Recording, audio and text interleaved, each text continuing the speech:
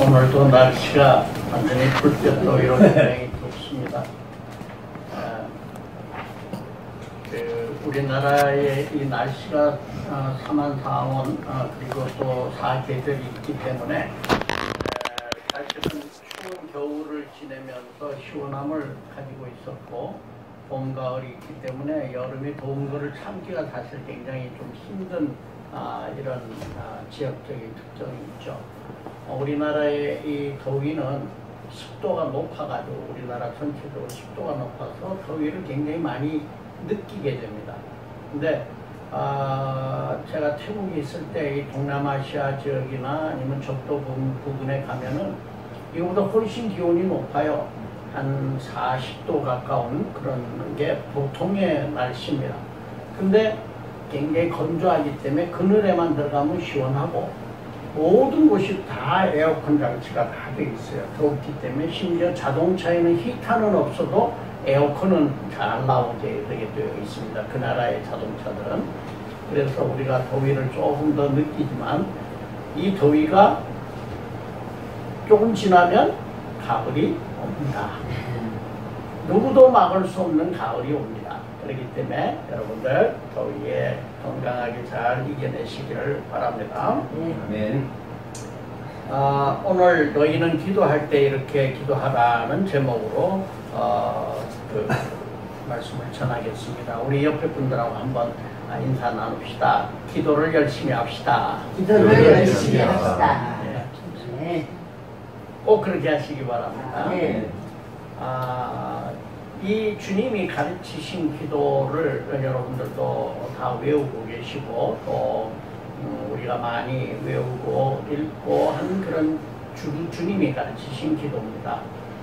이 의미가 어떤 것인가 하는 것을 우리가 좀 더 깊이 있게 한번 오늘 생각을 해보도록 하겠습니다. 주님께서 왜 주님께 왜 기도를 제자들이 가르쳐 달라고 했을까요? 당시에 기도문이 없었던 게 아닙니다. 기도문이 다 있었습니다. 그리고 기도하는 사람들이 많았습니다. 그래서 기도의 방법을 모르는 게 아니었어요. 근데 제자들이 주님에게 기도의 방법을 가르쳐 달라고 말씀드렸습니다. 유대인들은 늘 하나님께 기도하는 것이 일상생활이었어요. 다윗도 시편 55편 17절 말씀처럼 저녁과 아침과 정오에 내가 근심하여 탄식하리니 여호와께서 내 소리를 들으시리로다. 하루에 3번 기도했어요. 다니엘도 6장 10절 말씀에 보면 하루에 3번씩 예루살렘을 향하여 하나님께 기도하였다는 말씀이 있습니다. 유대인들은 늘 기도하는 것이 일상생활화되어 있어요. 누가복음 18장에 보면은 바리새인과 세리가 기도하는 모습을 놓고 예수님께서 바리새인처럼 기도하지 말라 그리고 세리처럼 기도하여라 하고 말씀을 한 그 비유를 보더라도 이 유대 지역의 많은 사람들은 늘 기도하는 사람들이었습니다. 요번에 이스라엘에 있는 통곡의 벽이라고 있죠. 기도를 하는 이스라엘 다녀오신 분들은 아시겠습니다만 통곡의 벽이라고 하는 곳에서 늘 그들이 정장을 차려입고 기도하는 모습을 갖습니다. 거기서 큰 돌멩이가 하나 그냥 위에서 떨어졌대요. 왜 떨어졌는지는 모르겠습니다만 사람이 다치지 않아서 다행이다 하는 그게 뉴스거리가 될 정도로 그들은 기도의 삶을 살았습니다. 쉐마라고 하는 것이 우리가 이제 축도 전에 제가 낭독해 드리는 그 말씀이 쉐마인데 이거는 이스라엘아 들으라고 하는 그 말씀이죠.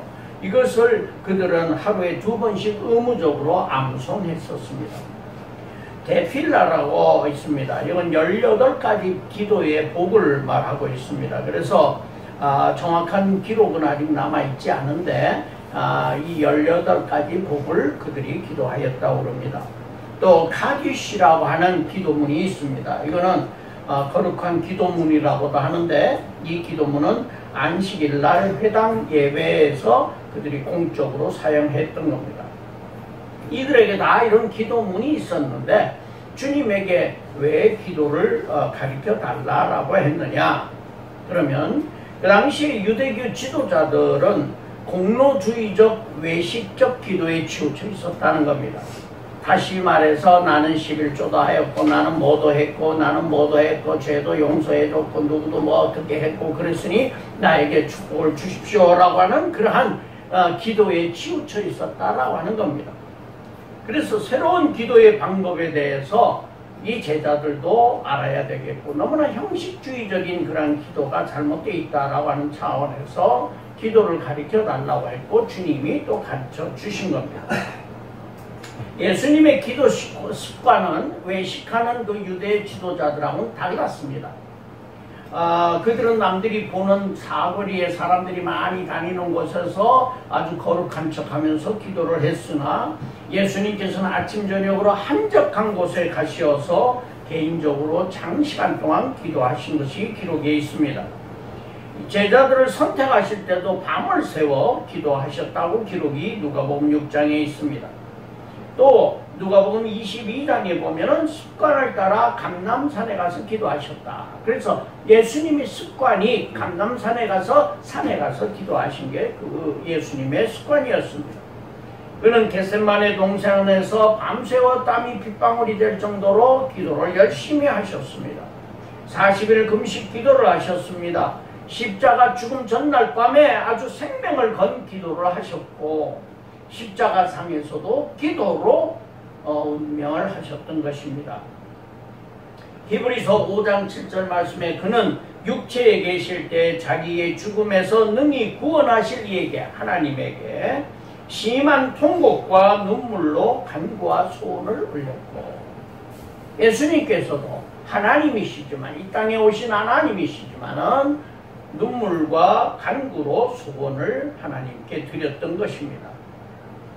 오늘 읽은 구약의 본문 역대상 4장 말씀은 야베스의 기도라고 하는 겁니다. 여러분들이 야베스의 기도라는 책을 혹시 읽어보신 분들이 계시는지 모르겠습니다만은 이 야베스의 기도가 한동안 지금 미국에선 아주 센세이션이 일어나서 베스트셀러로 팔리고 있다고 합니다. 우리나라에도 이 번역되어 나온 것이 있습니다.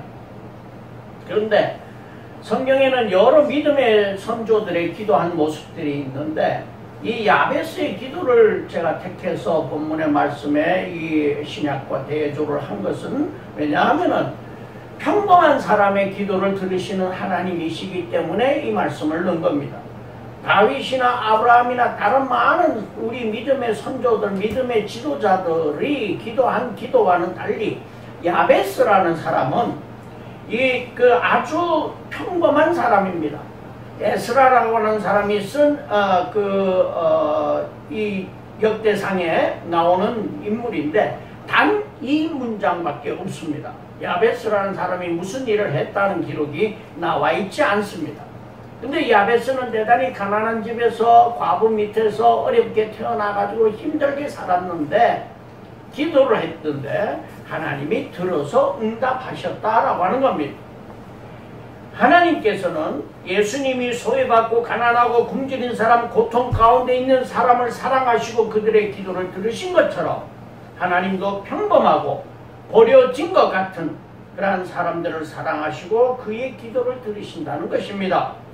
위대한 사람, 대단히 이름이 있는 사람의 기도를 듣는 것이 아니라 아주 평범한 사람들, 이 사람들의 기도도 하나님이 듣고 계시고 응답하신다라고 하는 사실을 기록해 놓으신 것입니다.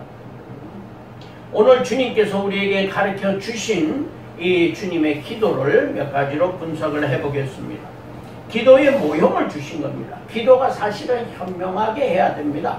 기도도 현명해져야 됩니다. 뭔가 알고서 주님이 가르치신 기도의 모형을 주신 건데 그 모형에 따라서 이렇게 기도해야 된다는 겁니다. 우리의 요구만 가득 늘어놓는 거, 이거는 어떻게 보면은 내 욕심을 채우려고 하는 겁니다. 하나님께서 이 기도를 들으시는데 어떤 때는 참 하나님 바쁘시겠다 하는 그런 생각이 들어요. 제 바로 위에 형이 육군사관학교를 나왔고 제가 공군사관학교를 다니고 있을 때 형이 이제 2년 차이니까 3학년이었어요. 근데 3군사관학교 체육대회를 합니다. 3군사관학교 체육대회를 하면은 이기고 지고 럭비하고 축구를 하는데 대단히 영향을 줘요. 왜냐하면 특박을 나가거든요. 그래서 사관생도들, 이 군대에 가 있는 사람들은 특박 주는 게 최고의 선물이다. 돈 아무 필요 없어요. 특박 주는 게 제일 좋아합니다. 그런데 이 특박을 나가기 때문에 나가냐 못 나가냐 이것 때문에 대단히 하여튼 신경들을 쓰면서 하죠.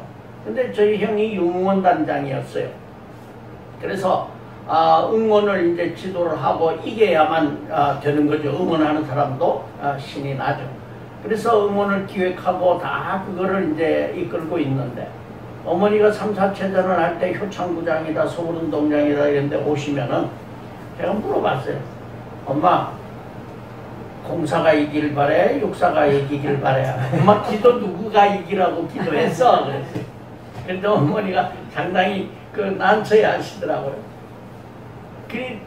누구가 이기기를 바라는 기도가 아니라 모두가 다치지 않게 건강하게 운동이 끝나게 해달라고 기도했다 그러시더라고요. 이 현명한 기도죠. 육사가 이기게 해달라고 할 겁니까? 아니면 막내가 있으니까 공사 이기게 해달라고 기도할 것이냐. 어떤 때는요 이 뭐 운동 경기다 뭐다 하면서 막 이기게 기도하는 사람들, 이기게 해달라고 기도하는 사람들 참 그 마음이 갸륵하지요. 그러나 상대편도 기도할 거란 말이죠. 누가 세게 기도하느냐에 달려 있습니까? 어떻게 해야 됩니까? 하나님은 어떻게, 그럼 누구 기도를 들어주셔야 됩니까? 현명하게 기도해야 됩니다. 그래서 나의 욕심과 나의 요구만 채우려고 하는 기도가 아니라 현명한 기도가 되어야 된다. 그런 의미에서 이 주기도문을 우리는 잘 공부할 필요가 있습니다. 우리의 기도의 대상은 하나님 아버지다 라고 하는 겁니다. 제일 처음에 나오는 주기도문의 말씀은 하나님 아버지에게 기도한다라고 하는 대상을 분명히 하라는 겁니다. 공중에 달고 기도하는 것이 아니라 내가 기도할 때는 하나님 아버지 앞에서 하나님에게 기도한다는 것을 분명하게 마음을 가지고 기도해야 된다는 겁니다. 여기서 아버지라는 표현이 조금 거슬리는 사람들이 있어요. 페미니스트 같은 사람들은 왜 아버지냐? 하나님 어머니라고 부르자라고 하는 사람도 심지어 있는데 그거는 좀 지나친 표현이고 이 아버지라고 하는 표현은 아버지와 어머니 같은 의미로 사용이 되고 있습니다. 성경 말씀에 그렇게 사용되는 것이 많이 있습니다. 그래서 이거는 아버지와 어머니 차별을 둔 것이 아니라 아버지로 통칭해서 부모를 이야기했다. 아빠, 엄마의 사랑을 얘기할 때 아버지라고 표현했다라고 하는 겁니다. 우리 하나님께서 주신 계명 중에 제5계명에 보면은 내 부모를 공경하라 이렇게 되어 있습니다. 아버지만 공경하라는 것도 아니고 어머니만 공경하라는 것도 아닙니다. 내 부모를 공경하라. 우리가 부모라고 해버리니까 그냥 넘어가는데 영어 성경에 이 번역을 해놓은 걸 보면은 father and mother 똑같이 이렇게 기록이 되어 있습니다. 다시 얘기하면은 부모, 아버지와 어머니가 항상 동일하다. 우리가 부르는 아버지는 아버지와 어머니의 같은 마음이다 라고 하는 것입니다. 이때 아빠라고 우리가 부르는데 예수님은 하나님을 아바 아버지라고 불렀어요.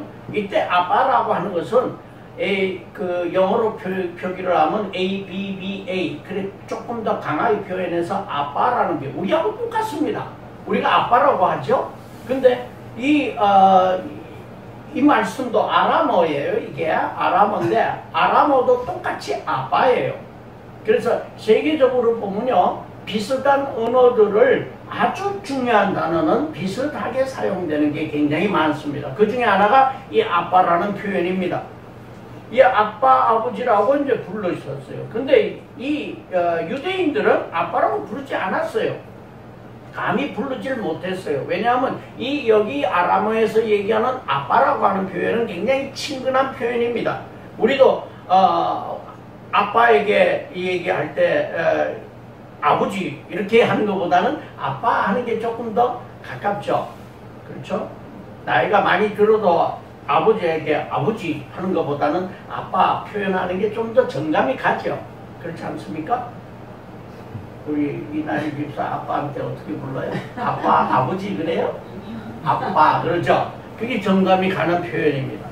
근데 유대인들 아빠라고 감히 부르지를 못했어요. 왜냐하면 하나님은 율법으로 죄를 주시는 분이고 처벌하시는 분이고 다스리는 분이다 라고 하는 그런 생각을 갖고 있었어요. 그렇기 때문에 감히 아빠라는 소리를 못했어요. 그런데 예수님께서는 사랑의 하나님이시다 라고 하는 걸 보여주기 위해서 아빠, 아버지라고 부르신 겁니다. 그래서 또 이 하늘에 계신 우리 아버지라는 표현도 마태 표현에서 보면은 흔히 사용하는 표현이다 라고 하는 겁니다. 이 말씀 가운데 또 주님이 가르치신 기도 가운데 우리라는 표현이 나오는데 이 우리라는 말이 9번 나옵니다. 이게 마태복음에 나오는 6장에 나오는 주기도문에 9번이 나오는데 이거는 나만의 기도가 아니라 우리 모두 공동체의 기도여야 된다. 다시 얘기하면 은혜와 감사의 간구를 할 때는 우리 모두가 함께 이웃과 함께 간구하는 것이 되어야 된다. 이때 우리라고 하는 것은 우리 가족이어야 합니다. 또 우리 이웃이어야 합니다. 우리 교회여야 합니다. 또 우리 주변에 있는 가난한 자, 소외된 자, 아픔 가진 자, 고통 가진 자 이런 모든 사람들이 다 우리 속에 포함이 되어야 한다라고 하는 겁니다. 그래서 우리가 기도할 때는 하나님 아버지에게 기도한다라고 하는 것은 어떤 때는 보면은 기도할 때 누구한테 기도하는지 모르고 그냥 이렇게 주문처럼 기도하는 그런 경우가 있을 수가 있습니다. 그런데 자꾸 이제 우리가 기도하면서 잡아야 됩니다. 기도할 때 내가 하나님 아버지에게 기도하고 있구나. 하나님 아버지를 불러야 됩니다. 그래서 우리가 기도의 이 대상이 하나님 이외에 다른 것이 아니다라고 하는 것을 분명하게 우리가 기도 속에 표현을 해야 됩니다. 두 번째는 이 내용 속에 보면은 6가지 청원이 있습니다. 주님이 가르쳐 주신 기도 가운데 6가지 뭐뭘 해 주십시오라고 하는 그러한 청원이 있습니다. 첫 번째는 하나님의 나라를 구하는 기도입니다.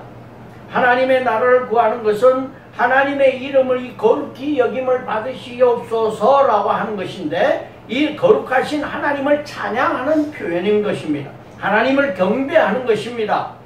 이 하나님이 받아야 될 이 경배 찬양을 인간들이 가로채는 경우가 간혹 있습니다.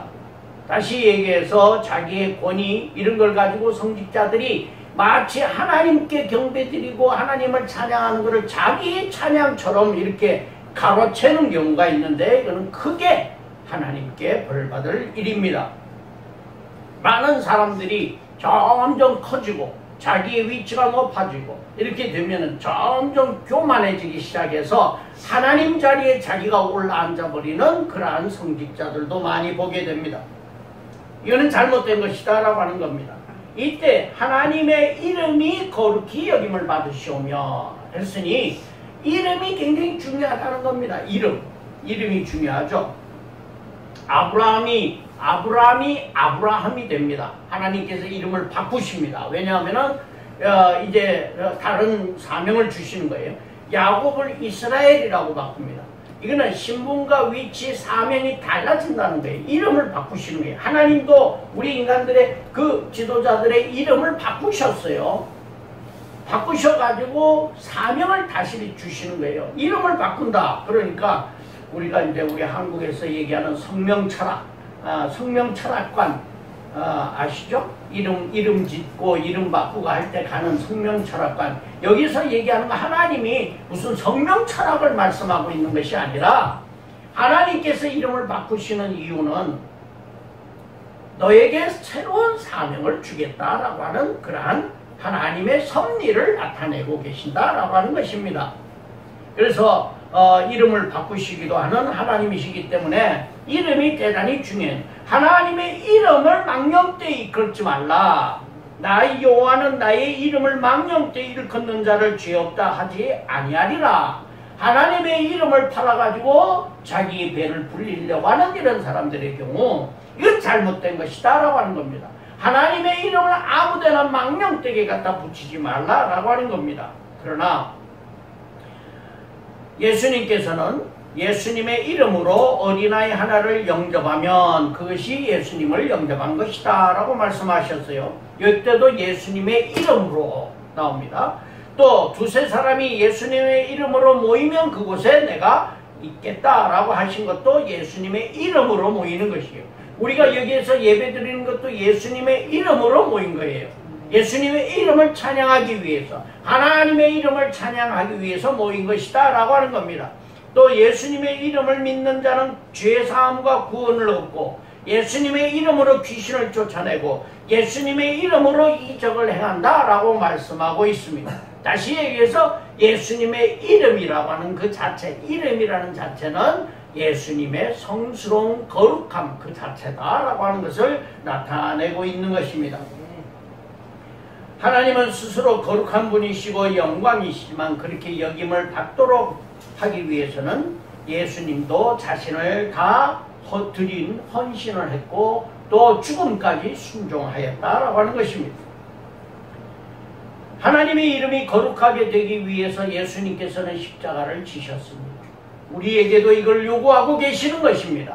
우리도 순종하고 헌신해야 된다라고 하는 것을 말씀하고 있는 것입니다. 예수님이 십자가의 모든 것을 다 드렸듯이 우리도 우리의 모든 것을 다 드릴 수 있어야 된다라고 하는 것입니다.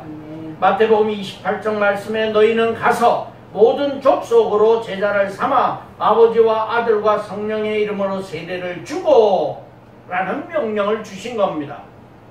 우리의 모든 것을 다 드리라고 하는 이 헌신이라고 하니까 우리의 물질, 우리가 가진 거, 돈 다 내야 되는 거 이런 걸로 포커스를 맞추어 가지고 이런 걸로 사람들을 현혹하는 경우도 있는데 그것이 아니라 물론 내가 가진 것의 일부분을 다 드리기는 합니다만은 우리가 다 드리는 것은 하나님이 우리에게 주신 사명을 감당하라는 것입니다. 그 사명이 무엇인가 하면은 말씀 전하라는 거예요. 땅끝까지 이르러서 복음 전파하라는 겁니다. 그래서 우리 주변에 우리 가족들에게 우리 주변에 그리고 나아가서 전 세계 많은 곳에 아직 복음을 접하지 못한 사람들에게 우리 복음을 전하라는 그 말씀이 바로 우리가 헌신하고 순종해야 되는 말씀이다 라고 하는 것입니다. 그것을 통해서 우리는 하나님 아버지의 이름을 거룩하게 드러낼 수 있다라고 하는 것입니다.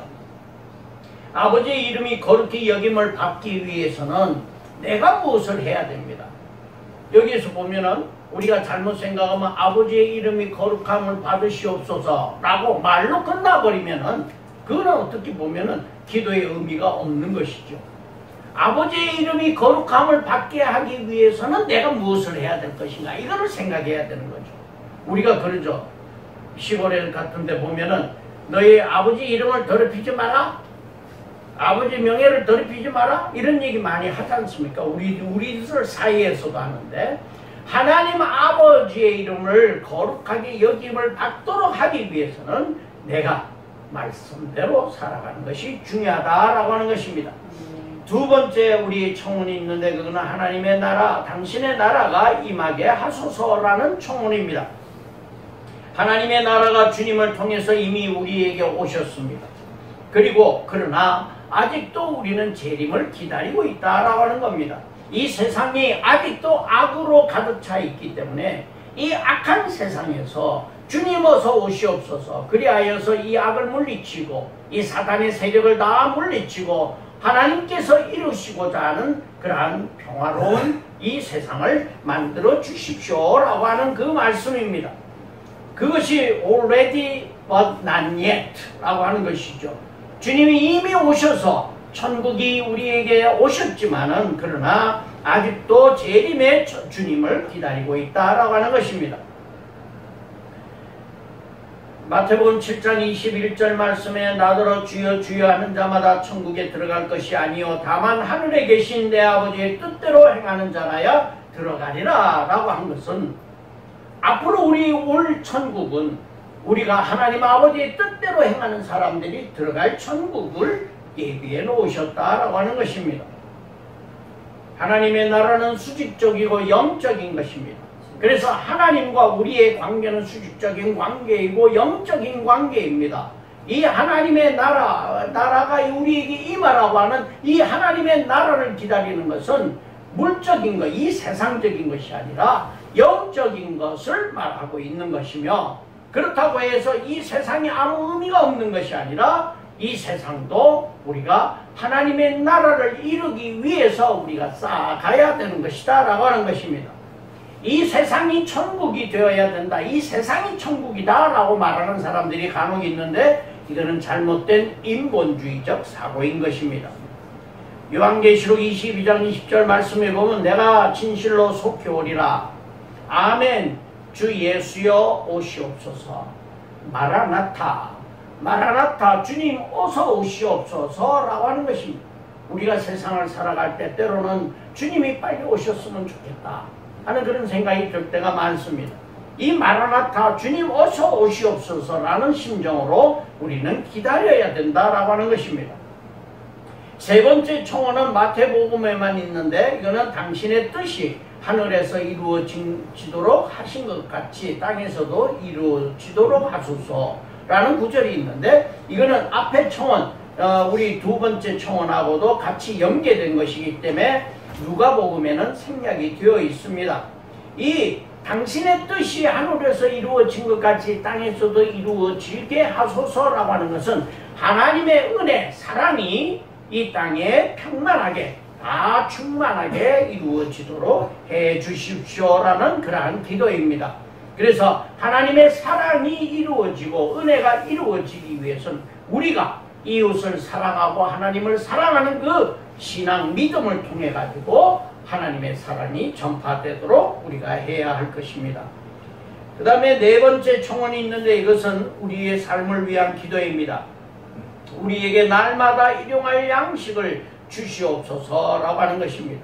여기에 우리의 감사가 있는 것입니다. 물론 하나님께서 우리를 선택하시고 우리를 부르신 것, 하나님의 자녀로 삼으신 여기에 우리의 감사가 있지만 거기에 덧붙여서 우리의 삶에 일용할 양식을 주신 것, 이것 자체가 감사의 조건이다 라고 하는 겁니다. 주님이 5,000명과 4,000명을 먹이신 기록, 하나님께서 만나를 주어서 이스라엘 백성들을 인도해낼 때 주신 그 허락하신 물질, 그리고 가난한 사람들을 제자로 삼으신 주님, 모든 것을 볼 때 주님은 세상의 물질적인 것도 중요하다는 겁니다. 영적인 것, 수직적인 것만 중요한 것이 아니라 물질적인 것, 우리가 먹고 살아가는 이것도 대단히 중요하다라고 하는 것이죠. 이 세상은요, 우리 모두의 필요를 채우기 위해서는 하나님께서 충분한 걸 주셨어요. 이 세상에 지금 생산되고 있는 많은 곡식들이나 이런 것들은요, 우리 세상 사람들이 굶주릴 수 없는 양이에요. 모든 사람들이 균등하게 평등하게 나누어진다면 이 세계의 모든 사람들이 굶주리는 사람이 없다는 겁니다. 8억 명이 굶주려 죽고 있는 이 상황이 벌어지지 않는다는 거예요. 그러나 이 사람들의 욕심으로 인해 가지고 부익부 빈익빈의 현상이 강해지면서 이 많이 가진 나라들, 많이 가진 사람들이 더 가지려고 하는 이 욕망 때문에 우리는 턱없이 부족하다라고 하는 겁니다. 그것이 부족하다라고 하는 겁니다. 심지어는 잘 먹고 잘 사는 사람들이 좋아하는 고기를 먹기 위해서, 그걸 키우기 위해서 사람들이 생산하는 많은 부분들이 사료로 쓰이고 있는 거예요. 인간도 먹지 못하고 있는데 사료로 쓰여지고 있고 그 사료가 또 그 사람들의 먹이가 되고 있다라고 하는 것입니다. 이때 우리의 양식이라고 하는 것은 주님의 하나님께 기도하는 우리의 양식을 일용할 양식을 주시옵소서라는 양식은 이와 같이 단순한 빵의 문제가 아닙니다. 우리에게 영적인 문제입니다. 주님께서는 말씀하셨습니다. 사람이 떡으로만 살 것이 아니요 하나님의 입으로 나오는 모든 말씀으로 살 것이니라. 그렇기 때문에 떡도 중요하지만 말씀이 중요하다라고 하는 것입니다. 그렇기 때문에 이 말씀이라고 하는 것은 곧 영적인 것이고 영의 양식이다라고 하는 것입니다. 주님은 모두가 다 중요하다는 것입니다. 두 가지가 다 중요해요. 영적인 것만 가지고는 안 되고 떡도 중요하고 또 우리가 바라는 하나님의 말씀을 통한 영적인 삶도 중요하다라고 하는 겁니다. 오늘 읽은 구약 성경에 나오는 야베스가 지경을 넓혀달라고 했습니다. 굉장히 가난하고 어렵게 태어나고 그러한 가정에서 자라난 야베스가 하나님께 기도합니다. 지경을 넓혀 주십시오. 이때 이 지경이라고 하는 것은 단순한 빵의 문제가 아닙니다. 물질의 문제가 아니라 영적인 이 지경을 넓혀달라고 기도했던 것입니다. 이 영적인 믿음의 축복을 의미하고 있는 것입니다. 그래서 하나님을 사랑하는 마음이 넓어지는 것을 의미하고 있습니다. 하나님의 손으로 도와달라고 야베스는 기도합니다. 하나님의 손으로 도와달라고 하는 것은 하나님에게 모든 것을 다 맡기고 살아간다라고 하는 것을 말씀하고 있는 것입니다. 오늘 주보에 실려있는 우리 오늘의 칼럼에 보면은 다 맡겨라 라고 하는 말씀입니다. 모든 것을 다 맡기고 살아가면 하나님께서 도와주신다라고 하는 것입니다. 잠언 30장 말씀 8절 9절 말씀을 보면요, 축복이라는 게 뭐냐라고 하는 것입니다. 이 야베스도 하나님이 축복을 주셨다라고 그랬는데, 나로 가난하게 마옵시고 부하게도 마옵시고 오직 필요한 양식으로 내게 먹이옵소서. 혹 내가 배불러서 하나님을 모른다, 여호와를 누구냐, 여호와가 누구냐 할까 하오며, 혹 내가 가난하여서 내 하나님의 이름을 욕되게 할까 두려워함이니이다. 축복이라는 것은 꼭 부유하고 잘 먹고 잘 사는 것이 축복이 아니라 적당한 수준에서, 이물질적인 적당한 수준에서 하나님을 욕되게 하지 않는, 영화롭게 하는 이 삶이다 라고 하는 것이죠. 다섯 번째 청원은 우리에게 죄 지은 사람을 용서하오니 우리 죄도 용서해 달라는 기도입니다.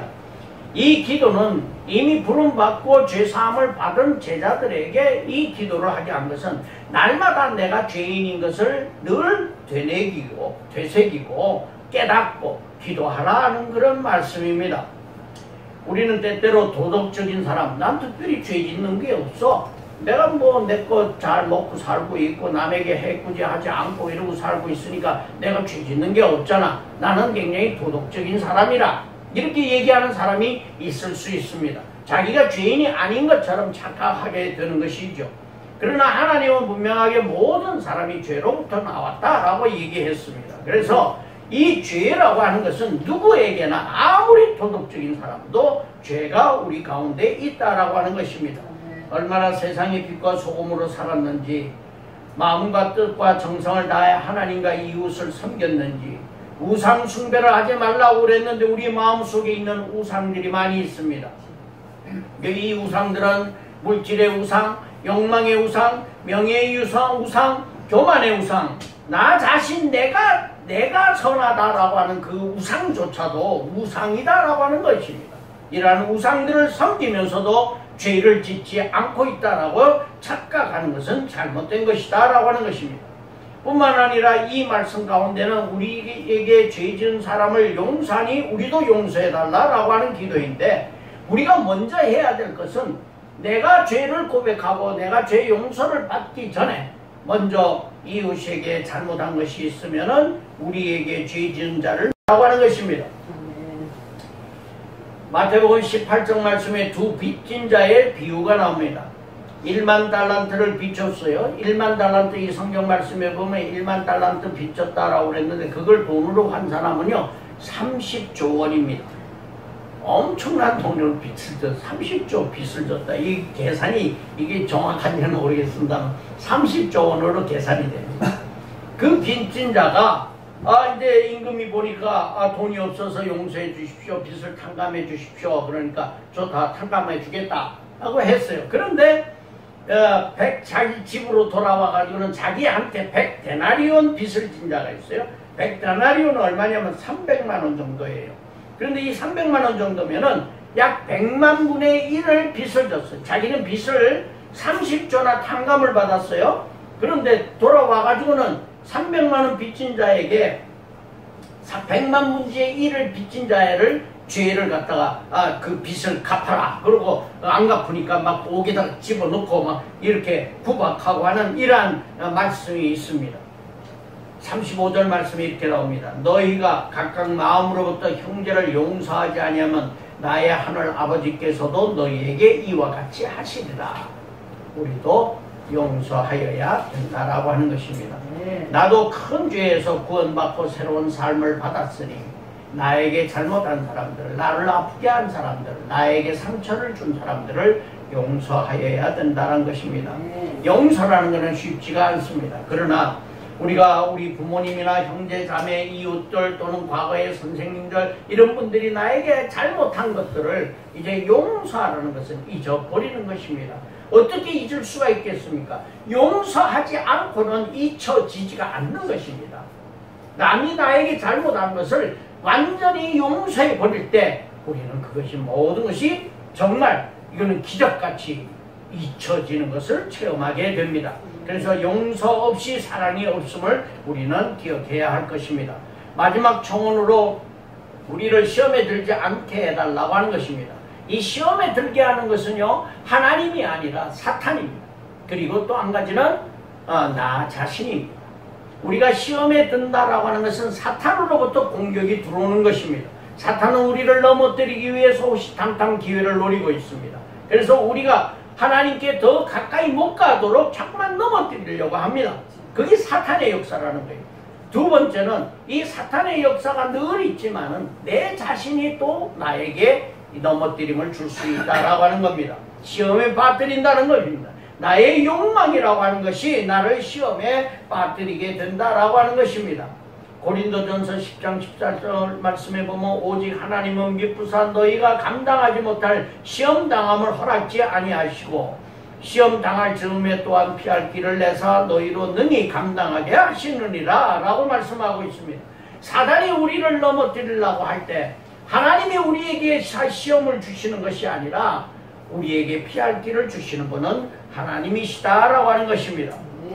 우리 마음에 생겨나는 죄악과 유혹이 우리를 넘어뜨리지 않도록 우리는 믿음으로 똑바로 서 있어야 될 것입니다. 사도 바울도 이런 고백을 합니다. 오라 나는 공고한 사람이로다. 이 사망의 몸에서 누가 나를 건져내랴. 우리 주 예수 그리스도로 말미암아 하나님께 감사하리로다. 그런즉 내 자신이 마음으로부터는 하나님의 법을 육신으로는 죄의 법을 섬기노라고 고백하고 있습니다. 우리는 살아가면서 시시때때로 우리의 욕망 때문에 넘어질 때가 있습니다. 죄로부터 자유롭게 되기 위해서 우리는 늘 기도해야 할 것입니다. 마지막으로 나라와 권능과 영광이 영원토록 당신의 것입니다. 아멘이라고 표현하고 있습니다. 이것은 하나님의 나라를 찬양하는 것입니다. 여기 아멘이라는 표현은 우리가 기도할 때 아멘 우리가 기도합니다만 그 의미를 분명히 하셔야 돼요. 우리가 기도할 때 대표자들이 기도를 합니다. 그럴 때 한참 기도 끝나면은 잘 듣지 않고 있다가 또는 내 기도하고 있다가 아멘 하는 사람들이 있어요. 이 아멘이라는 건 나도 같이 동의한다, 공감한다, 믿습니다 라고 하는 표현이거든요. 그러니까 우리는 기도할 때 대표 기도가 있을 때는 대표 기도를 할 때는 집중해서 공감해 가야 됩니다. 한마디 한마디에 공감해 가야 됩니다. 그러다가 아멘 할 수 있어야 된다라고 하는 것입니다. 우리가 이 기도문의 마지막에 아멘이라는 것은 항상 공감합니다, 믿습니다, 그대로 이루어지기를 바랍니다 라고 하는 것을 우리는 말씀하고 있습니다.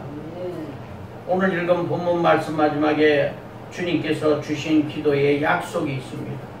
아들이 생선을 달랐는데 뱀을 주겠느냐고 말씀하고 계십니다. 우리 모두에게 하나님께서는 더 좋은 것을 주시기 위해서 우리의 기도를 들으신다는 것입니다.